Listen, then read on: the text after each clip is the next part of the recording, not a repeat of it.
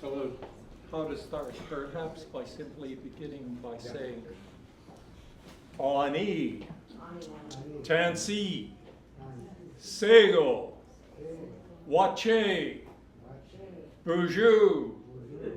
I've just said hello to everyone here, and probably 4 or 5 of the native languages you can still hear spoken on the streets of Toronto. Now, when the Western European first showed up here, they thought native people would disappear just like that. But since I'm here, and since we have so many very fine native people here, clearly we haven't disappeared.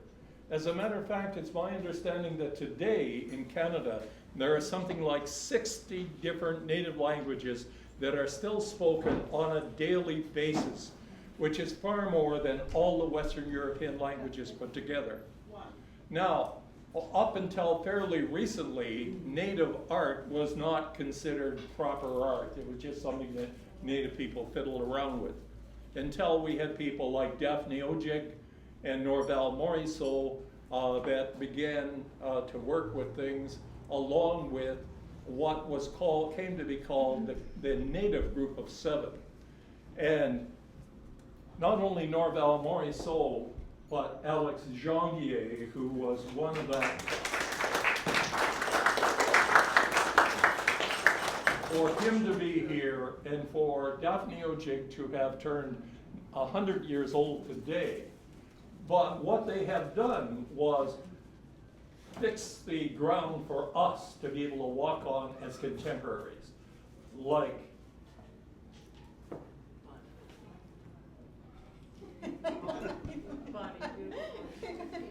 I have known Bonnie for many, many years, and when you're looking at a contemporary native artist, and why? It's because of the efforts of people like Alex Janvier. So under those circumstances, I think that I've said more than enough to explain why I'm here today, and simply begin by saying, Bonjour, Kichimanatu, Kichimakwa Indigenous Cost, Nagigan Dora Megma, and Ashnabiandal, Wamanangadonchi.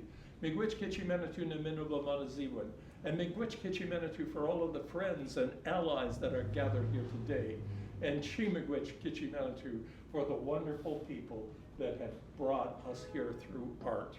Chi Chi Chimigwich Nikanagana for all my relations. Thank you. I'll turn it back over.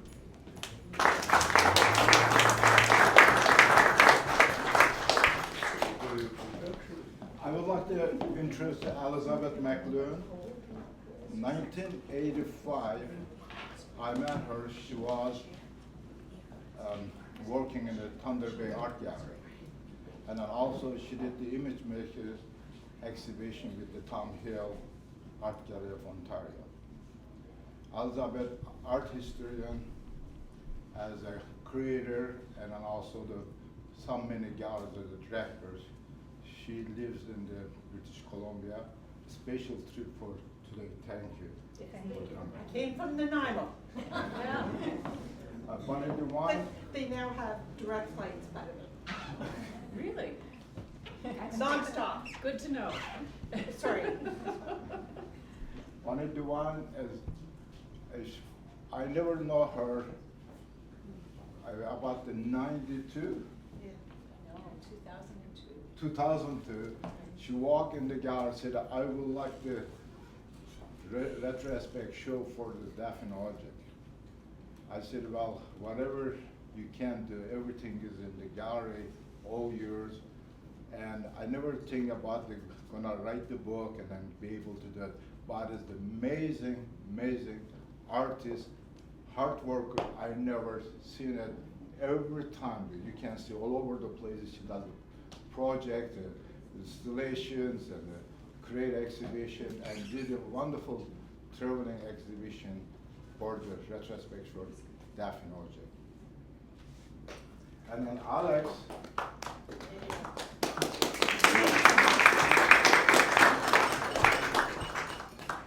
Alex is one of my artists, and I didn't know that he was coming in town until the week before.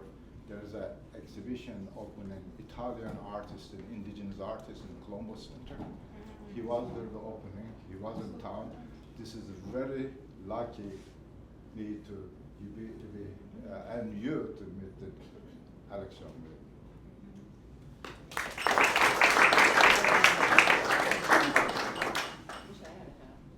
Sarah Milroy, Chief Curator, McMichael Canadian Art Collection, also the writer. Amazing energy right now, what she does on the McMichael. Then you can't believe what happened right now, what's gonna happen for the future. A lot of changes in the McMichael. That's created by the Sarah Milroy.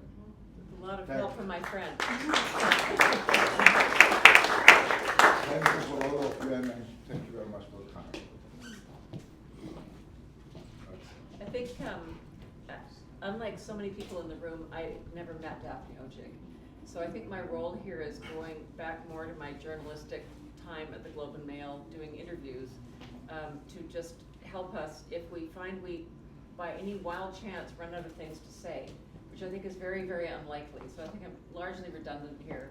But before we start, I wanted to say, Alex, how honored we are to have such beautiful works by you in our collection at the McMichael. And it was before my time there that the Janvier show came from the National Gallery to our gallery, and it was an enormous hit, of course, and I hope many of you saw it there. But it's fabulous to finally meet you in person after all these years of admiring your work. And Bonnie is going to be with us early in the new year. I think it's okay to announce this. 2020 is the anniversary of the formation of the Group of Seven.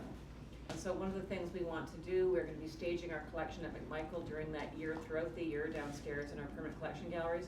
But one of the first gestures we want to make in that year is to make sure there's a strong presence of Indigenous peoples as you prepare to enter those spaces.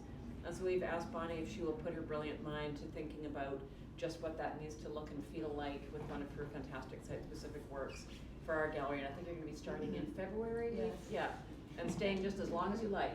Okay. So, yeah. So it's wonderful to be here with you. And Elizabeth, I've admired your work and your scholarship for so many years, so what a treat for me. Didn't we meet when you reviewed a show I had done at the ICC Spring Drama?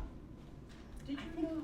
I'd forgotten that you had curated Everybody that show. forgets me. That was No, a you brilliant- didn't forget it. that was a We brilliant met. show. It was. Yeah. Thank you. It truly was. They called the final suite. Yes, they did this amazing exhibition where they gathered, where spring So went you into the reviewed collections it. and pulled Oh, all we these met. objects that were white. We met. We did. You're quite right. Please forgive me. It was a brilliant show. Thank you. It was a very brilliant show. Thank And I you. think I hope to God I said so in no uncertain terms in the newspaper. I'll go back and look. I think I did. Yeah, it was great.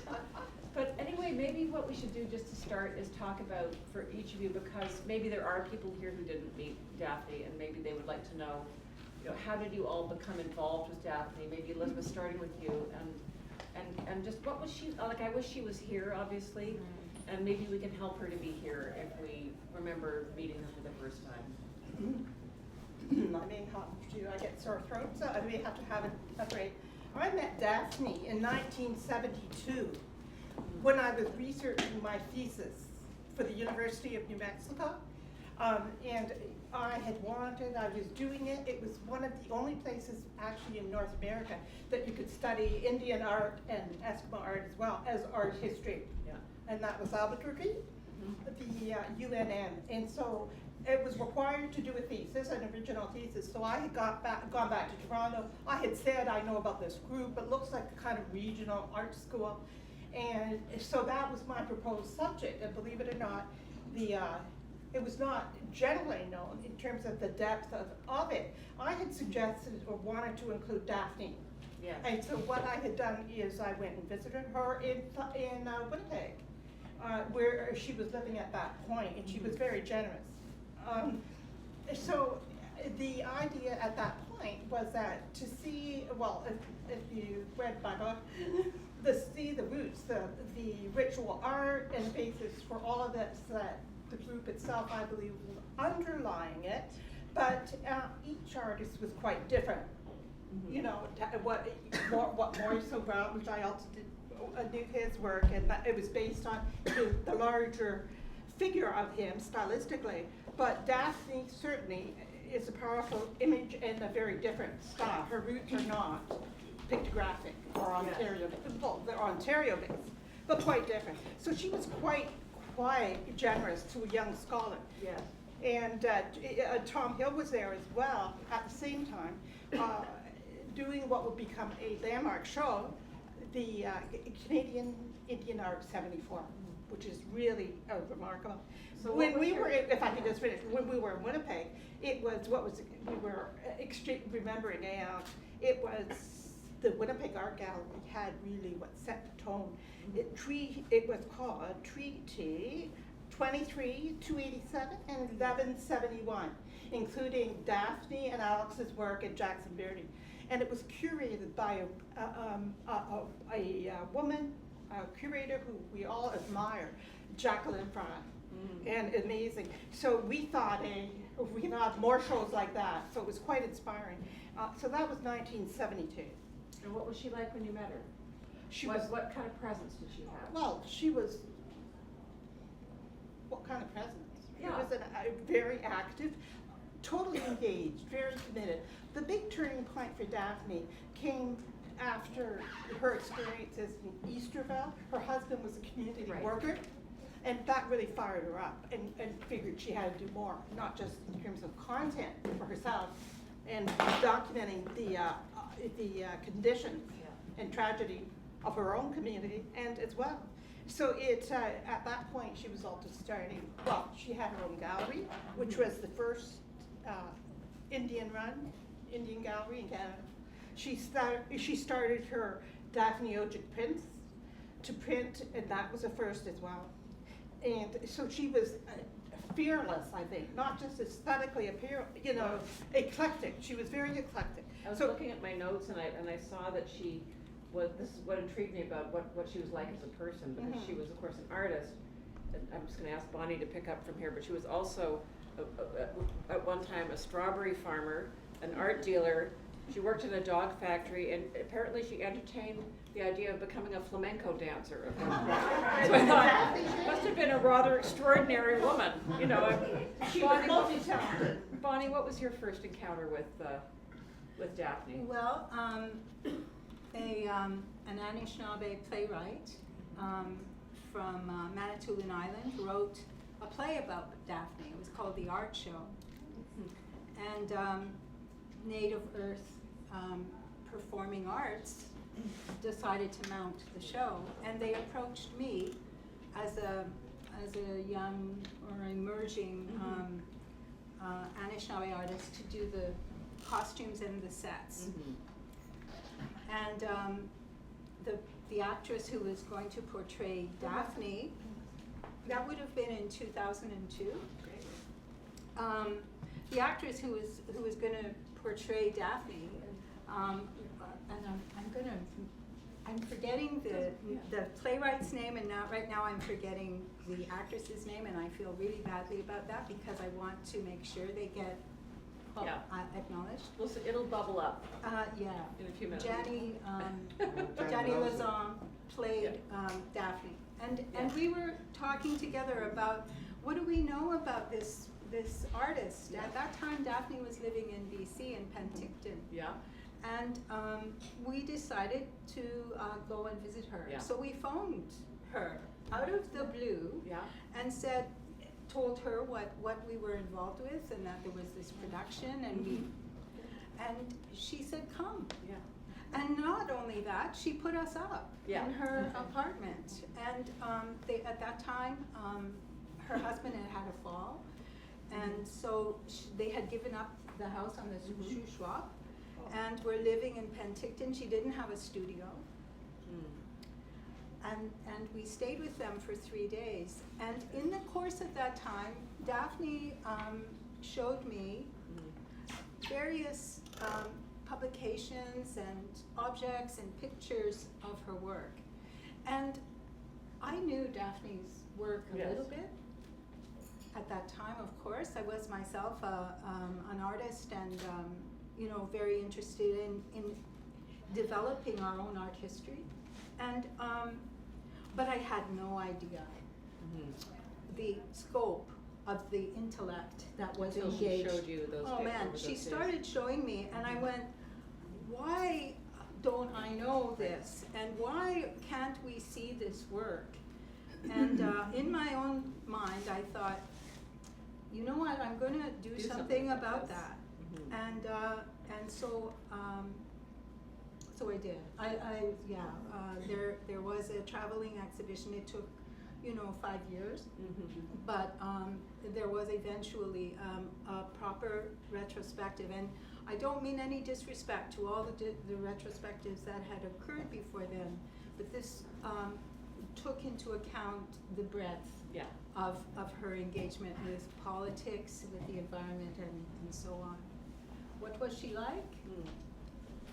She's probably the smartest person I ever met. Really? Yeah, she was sharp and scary smart actually sometimes, She had a piercing way about, very direct. She would say precisely what was on her mind, and you knew Mhm. that she had sized you up, I'm gonna stop there because I wanna hear That's what. really interesting because, from the work, I get this incredible feeling of a deep, empathy Oh, that she yes. has, and a deep humanism, kind of respect for spirit, and of course warmth, and a kind of strong maternal energy. So it's lovely that you're bringing this razor sharp Oh. superpowers to the table as well, because that's perhaps not something that's as talked about. She was And- very generous in putting me up as well when I was doing my research, Yeah. for the retrospective. Yeah. She and Jess, I stayed with them in Seminar when they still had the play. Yeah. It was great, so I stayed for a few days, Mm-hmm. and, all her family was there. I remember, anyway, that's it, very, very hardworking. Most artists work hard from Yes. day, from evening, work out from morning to evening. So it was a lot of work, but I think we ended up selecting a lot of good things in that way. But very generous in terms of, Yeah. opening up and knowing where she fit, I think, in the scheme of things. Absolutely. So Yeah. Alex, when did you meet Daphne? Did you meet her when you were exhibiting together, or what was the moment, and how did she strike you? It was a great moment. I got a phone call from Winnipeg. And this is Daphne Odjig. You come to our meeting tonight. And it was just like a command,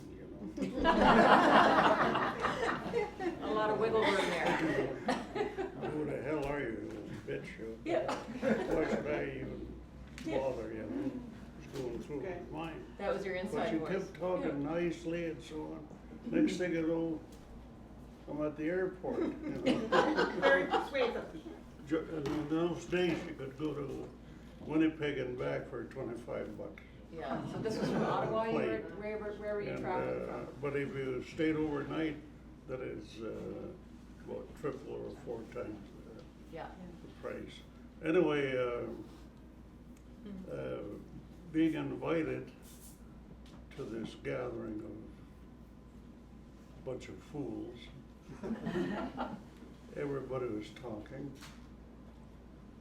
what they were gonna do, blah, blah, blah. As Indians, when we started to think, we get into the wild talk, I don't know about you guys, but maybe we even sound like your Parliament of Canada.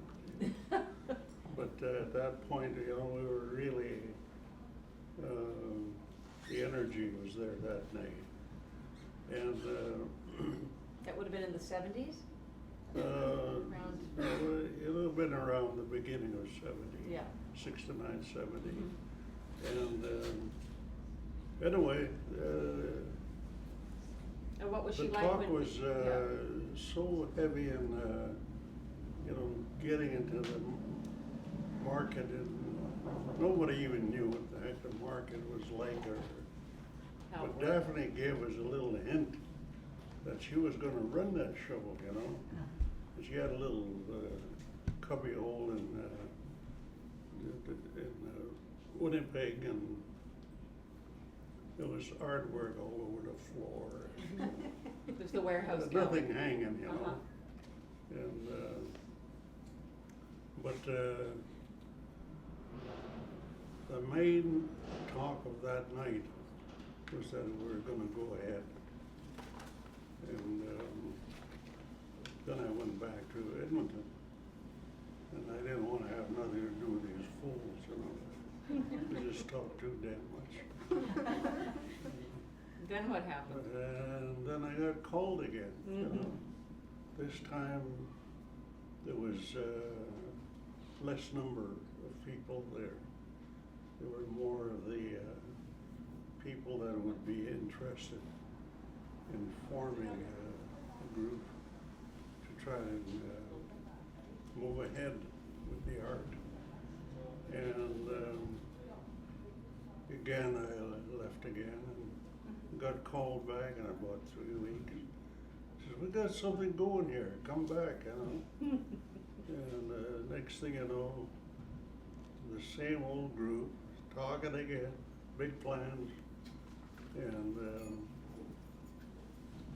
but something did happen. That one night, Bill Reed was with us, Oh, good. the carver. And Bill and I would just kind of listen because everybody was doing all the yak talk plan and yakety yak, you know. And finally, you know, they asked me, what shall we do, Alec? I said, we'll do something very simple. We'll ask Bill here, Bill Reed. Put him on a phone and talk to the Free Press and Winnipeg Star, whatever, two papers anyway, and CBC, because he used to be on CBC. So he knew contracts, he had contracts. And that night, or that next day, we were on a paper, the Free Good. Press and Good strategy. yeah, the first word of the existence of what to be, what you're looking at today, was to happen. I was in that dream then. So she pulled all the pieces together Yeah, to make and that happen. next thing you know, we started to grow all on our own, and of course, some did better than others. Daphne always did better because she was the loudest mouth in the crowd. And she did, you know. And she commanded the boys, you know. Because they were all crazy, you know. I've got to ask you a question before you go. What did you think of Tales from the Smokehouse? Her book of erotic drawings? What did you think, Tales from the Smokehouse? Remember? Oh, I don't know, The that's, sex that was too books, the far name, ahead. yeah, nobody was daring to do that, and she did that, eh? That's- Tales from the That's Smokehouse. what you, This is the curators, one. Yeah. So one of the Talk things, about extraordinary things, can you, everybody, it's famous, Tales from the Smokehouse? Well, everybody, infamous, for anybody, let alone a woman, and a native woman, to do erotic, a whole book of extremely graphic, well, Erotic you know drawings, it, yeah. Tales from the well, Smokehouse, what was, we didn't care whether it was it was great. about a woman or whatever, you know, we were deadlocked with the situation, and we weren't going anywhere. And, That's right. So, but the group started to work together, and next thing you know, we're with Bill Reed's Help. ability to get us into the media. And next thing you know, CBC and all started to show up some other, shortly after other meetings. And Incredible. the group started to grow. So Bonnie, how have you come to understand Daphne's place in relation to the male artists of her time? I think she found it very difficult, and of course. Yeah, can you tell us more about your conversations with her about that and how you look back on it now? Because now there's so many incredibly powerful and front row First Nations women artists in the country that it's hard to even think of a time, but it's not that long ago when that was not the case. It was definitely not the case. Yeah. You know, I mean, this is a complicated story to tell. the way that a woman begins to emerge as a real whole person, especially an Indigenous woman in those years.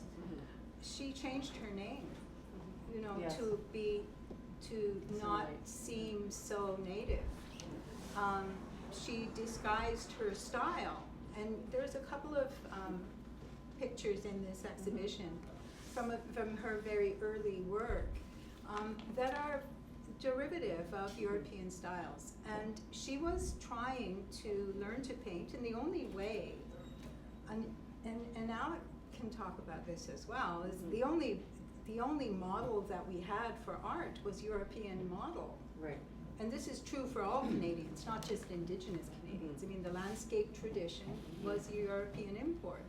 So that's what we had, so that's how she learned.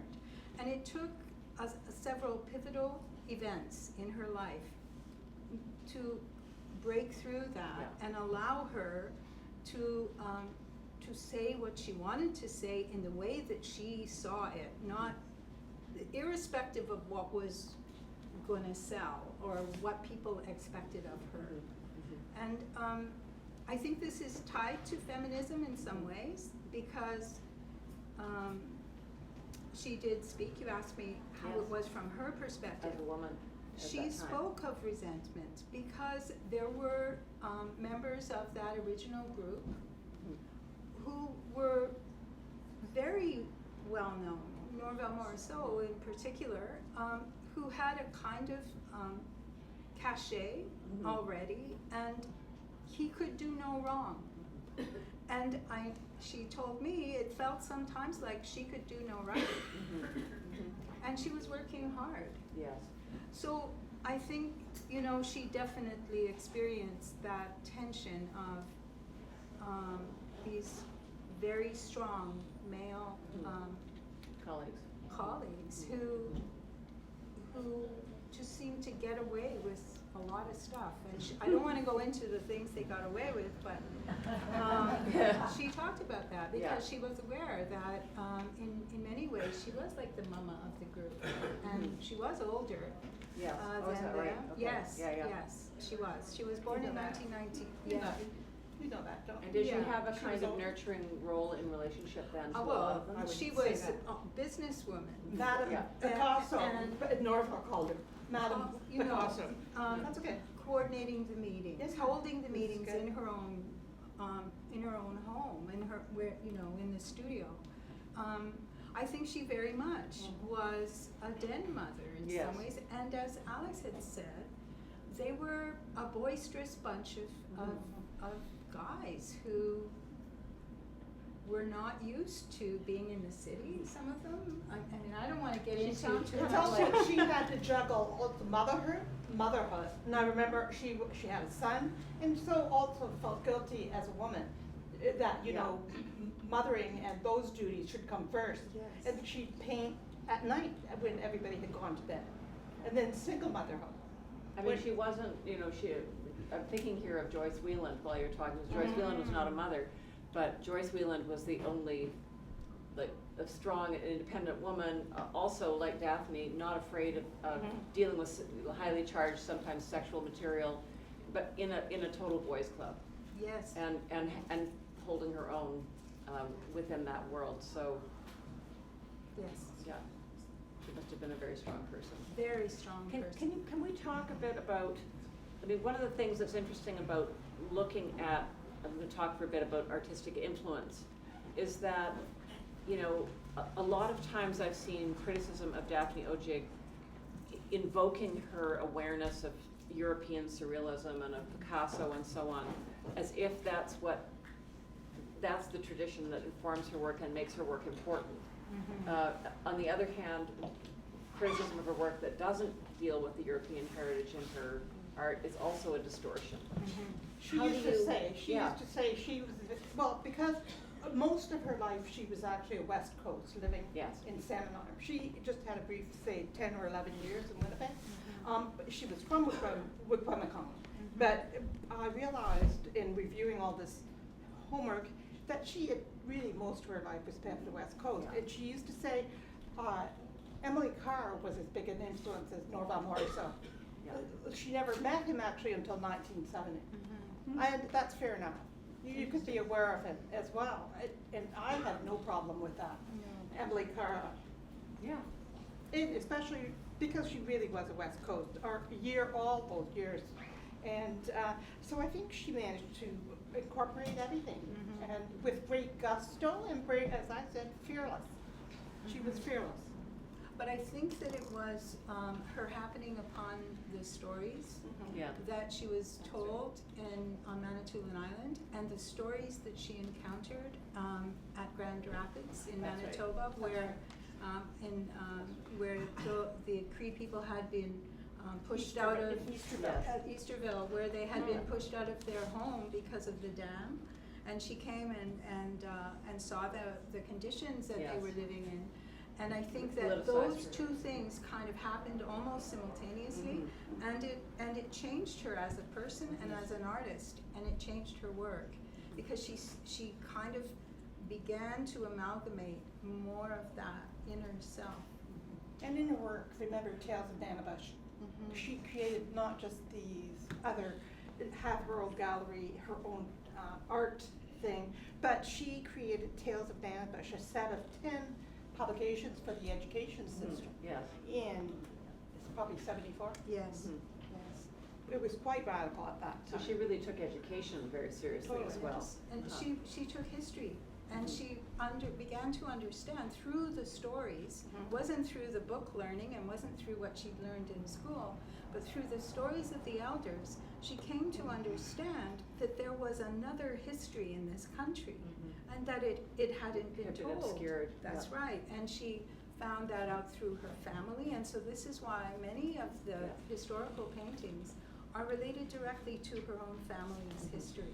Because through those stories, she was able to tell a broader story of North America. What do you think the Nanabush story, if you could give us a sense of what that Nanabush figure, what that means and what it meant to her? Well, I grew up in this. Either of you, yeah. Well, maybe I'll let Alex speak. Well, I didn't get into his feminism yet. But Slow to boil.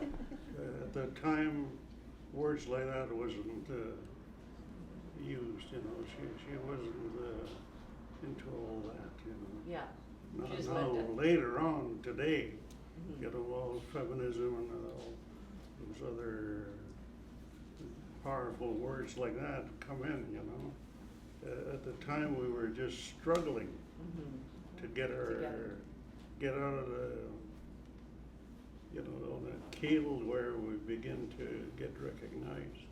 And I mentioned Bill Reed getting us into the media, because he was attuned to it, and that gave us the first public leverage of being noticed. And at that time, curators they wouldn't even touch us with a 10-foot pole. Don't you find At that time. yeah. Daphne often said that, You know. the key word, she was commissioned to do the Indian in Transition, the huge commission by Bill Taylor at the National Museum. That I know from her talking to her personally. That made her think that she can do native content, native style, and in this amazingly powerful well. Everybody's seen that 30-foot, yes. Yeah, it was quite, I think, a turning point. I remember taking it, Bill Taylor did say, remember, make the biggest goddamn thing you can, Yeah. unquote. And she did, she took it seriously. I think when they got, you would have loved it, they got, where they had to ship it from Salmon Arm to Ottawa, it was something else again. They had to pull the doors down in the But the studio. content, didn't but they, the to do that? content Yeah. was all, it was political, it was cultural, it was very activist. And I think she often said that was a turning point, that thought she can use this new style and reach a bigger audience. Bigger audience. So I was asking about the Nanabush Yeah. character, figure, and what that means and why, because she seems to have been drawn to it. Yeah. Depicted, what did it mean for her, do you think? Can you tell Well, us what it is and yes. what maybe what she meant, because it seems important. Well, I grew up on the north shore of Lake Huron, which is just across the North Channel from where Daphne was. And so we have that same story. And I remember my grandfather telling Nanabush stories after supper. So he is a figure in our tradition who is he's a helper, but he's also a mischief maker. And through his antics in the landscape, various lessons are taught to mankind, humankind. Yes. So, so he's a great giver, a great healer, but he's also dangerous because he will lead you into situations where it's life or death, and you have to get your way out of it. And this is kind of the story of how our culture evolved. So he's a central figure, Right. in our mythology, I guess. Well, Daphne was asked to document some of the tales from Manitoulin Island, and she went to the elders and gathered those stories. And they're mostly Nanabush stories. And she wrote them out and then illustrated them, and they are still used by the Pontiac Elementary School in McMichael as primers for readers in the grade first and second year curriculum. But they are based on, and she's cleaned them up a bit. They're quite, some of the stories are quite bawdy actually, Yes. and quite Tales from the Smokehouse.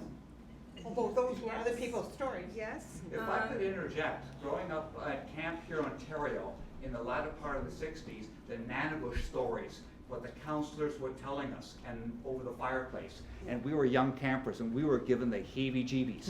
and Nanabush. Yeah, exactly. Well, yeah, because he was a trickster, and you didn't want to meet him actually. But at the same time, he's beloved. Yeah. So he has this interesting role to play, and Daphne began to, I think, identify with that, but also to understand the vehicle for teaching that he could be.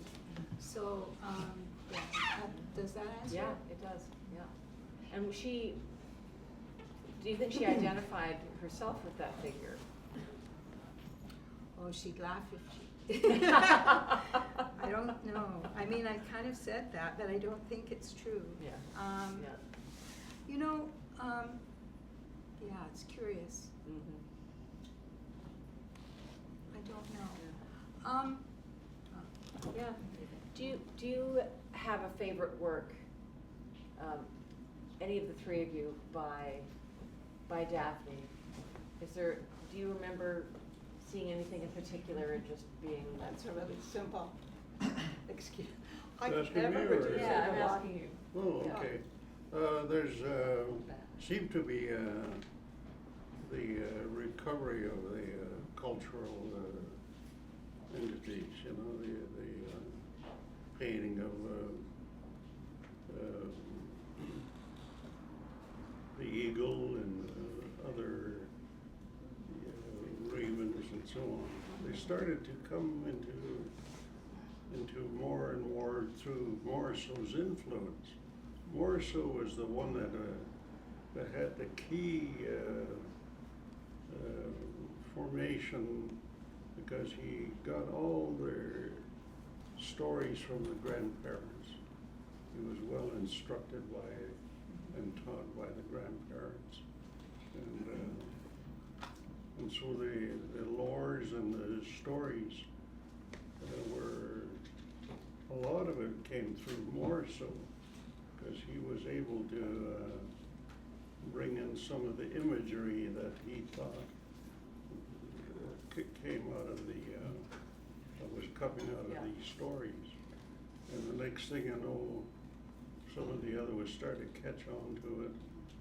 And of course, Daphne was no exception. She started to come back into her own backlog of hidden information, and she started to come along with the legends and so on. And the imagery, of course, a lot of it was pushed in by, or brought out by Morrison's paintings. So those two together pretty well gave that impact or direction of the work, and others like Jackson and so on, Beardy and Carl Ray and so on, they were starting to wake up too, and they started to go back to their hidden resources, wherever it was. They were able to begin to bring forth a lot of these fading imagery that you see here became the talk of the crowd, you know, the native crowd. And, you know, and our people were starting to feel kind of, that's us, you know. You know, that's our language, that's our culture, that's who we really are, you know. We're not saints from the Holy Cross or wherever, you know. We started to think native again and free and freedom from getting caught up in what we were taught at the residential schools and forced to think that that's the only way to live and to think. Here, these characters start to wake up different tribes right across the land. And Must have been very I'm exciting. glad I was able to be part of that, to see it through the change, of. I'm wondering if there are people here who have questions for these.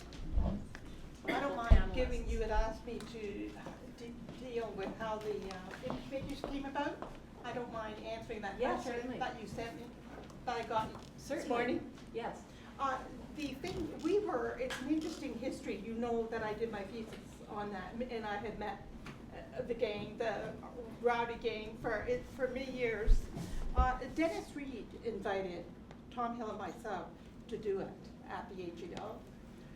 He wanted, and it's in the intro of the book, he wanted to demonstrate, or he wanted us to demonstrate, and question and establish just what was going on, not just Ontario, but, you know, this whole new school, what we call, you know, pictographic art, based on, as you were mentioning about, Norvell's knew about, you know, ritual, he knew about Midwayban ceremonies. His visual language derived from that. And he, and not a lot of other people, but certainly drew on that. And so we had in '82, Tom and I ended up doing, couldn't somebody else do the show? It was such a political hot potato. And why us? But because, as Dennis Reed had said, I had, my thesis was on this, and it evolved into that. But it was because the AGO realized that it was about time. And it was actually Dennis Reed, curator of historic art, not contemporary art. But, I mean, that's why we ended up doing it. And so we did it upon request. And When we you wanted looked at- just to put the school on the map. But Elizabeth, when you looked at Daphne's work within the context of that, what stands out as distinctive, just to stay on Daphne for a minute? Sure, no, Yeah, that's good. what, Well, she was, how as how I is mentioned, that cocktail different than those of her she colleagues? formally, she was eclectic.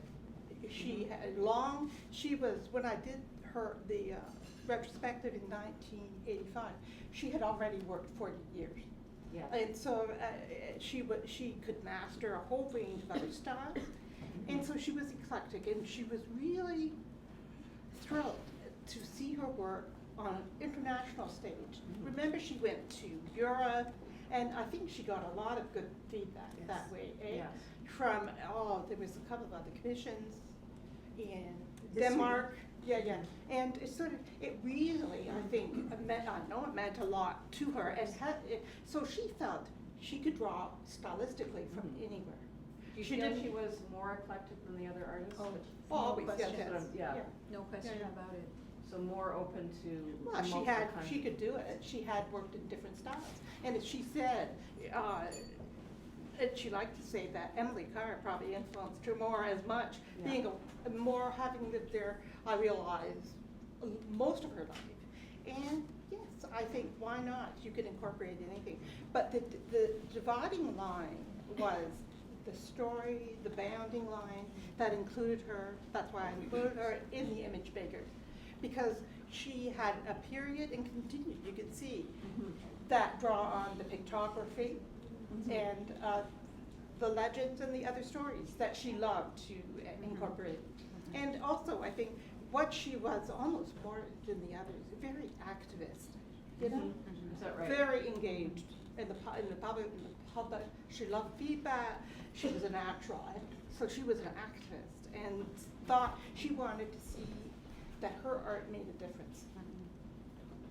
So Bonnie, what is it that we need to understand better about Daphne Odjig? Like what do you think is her core legacy? Why does she? That's a big question. Why does she matter so much? I know she's very, very dear to you on a personal is. and as a Yes. professional icon. Yeah. I think What does that this like mean? it has something to do with this eclectic. Yeah. I think that there was a really powerful imperative at that time to try to define a native style. And that was for a lot of reasons. I mean, we were really trying, and I'm sure Alex can speak about this as well, because Alex's style also differs from what we would now call the Woodland School. And so there was this great tension, number one, to establish a clear visual language that would communicate to the rest of Canada who we are and what we are interested in. And the Woodland School was very, very important in doing that, and Morrisseau was very central to that.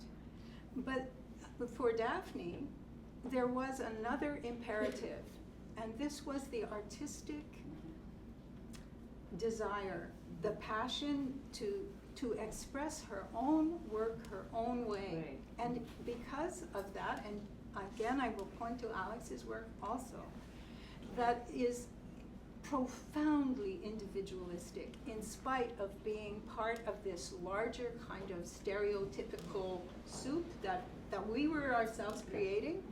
She broke that form line. And she broke that form line around the 1970s, 1973. And when I talk about the form line, I think you know what I mean. It's that black line that identifies Woodland School art. You can see examples of it here where she begins to break that line. This is, I feel like this is one of her major contributions to our own practice as Indigenous artists, is to understand that we have to be ourselves as well as unified. Right? We have a unified message that's political and social and justice related, but we also are individuals, just like you guys are. And So important. And she was able to assert that in spite of the fact that she was the only, female in the group who was under incredible pressure. It's incredibly important. Yeah, I feel it Because really it opened up sort of endless possibilities that being identified as an artist from this part of the world, you were free to do whatever you wanted. You didn't have to demonstrate this constant loyalty to one way of looking at the world or expressing your history. Yeah, very liberating, right, for everyone. Do any of us have questions in the room that you want to ask to these good people? Yes. I've always kind of wondered how Odjig and Morrisseau got along.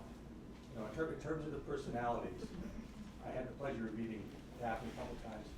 One of the classiest, can you still say dame? I don't know. One of the classiest women I've ever met. I also met Morrisseau a couple times. Personality-wise, totally different. How did they, and maybe Alex would remember, how did they get along? I think you just answered the Well, question. the only reason why they got along, there was no Indian agent standing around between them, you know, Yeah. or a priest, or, you know, church people, you know, but they were one-on-one, and they were able to somehow connect. I didn't understand that relationship myself, because they were too crazy, you know.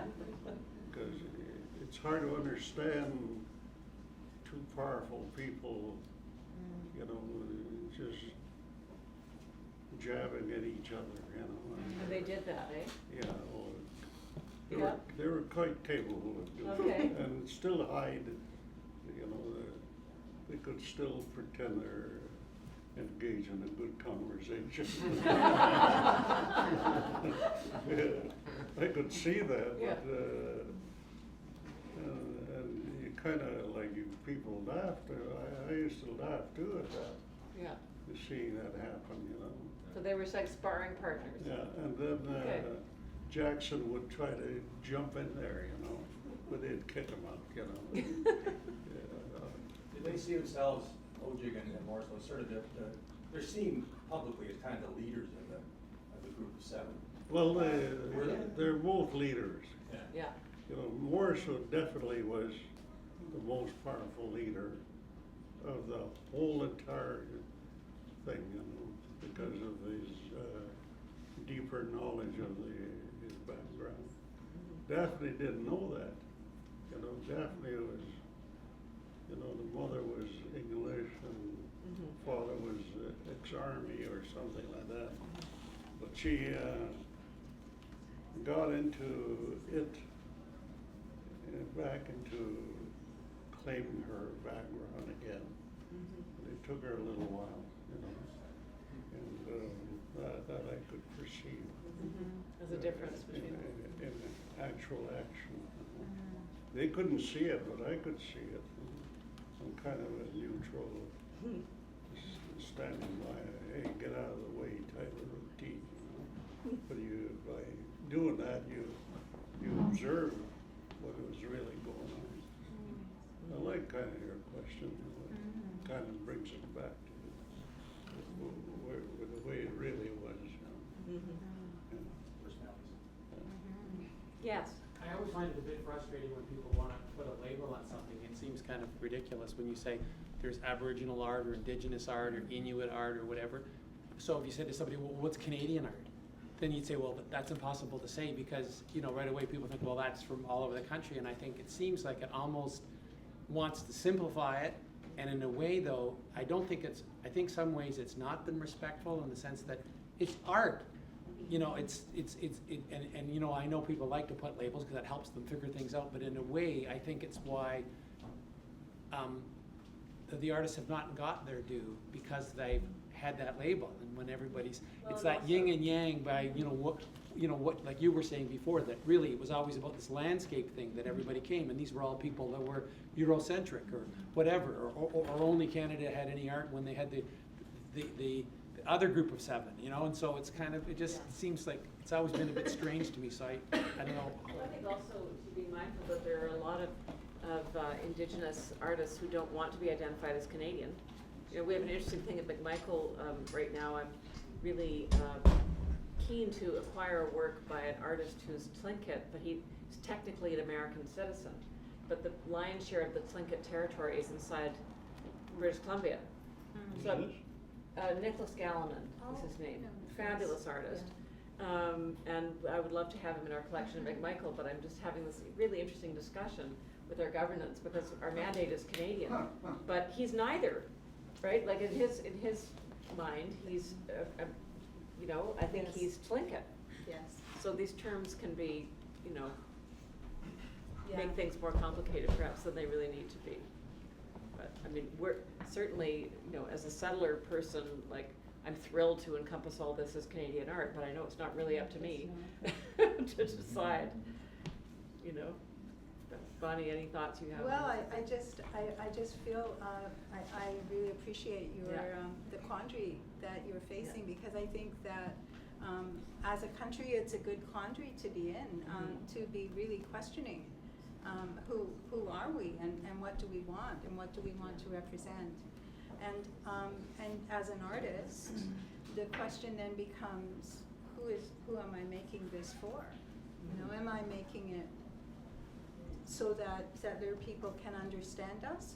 Or am I making it so that we can understand each other So that I can better? understand myself as the artist. And, and then finally, yes, so that I know who I Yeah. am. And I think that this is very interesting about Daphne's work. I think she was in this constant struggle to find out who she really was and what were all those parts that made her up. And I think Morrisseau didn't have that struggle. No. He knew, you know, he knew at his core what his work was about and what the purpose of it was.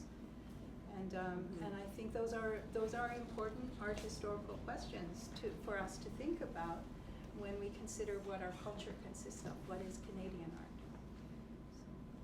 So Other questions? That was extraordinary. All three of you, thank you so much. Thank you all for being here.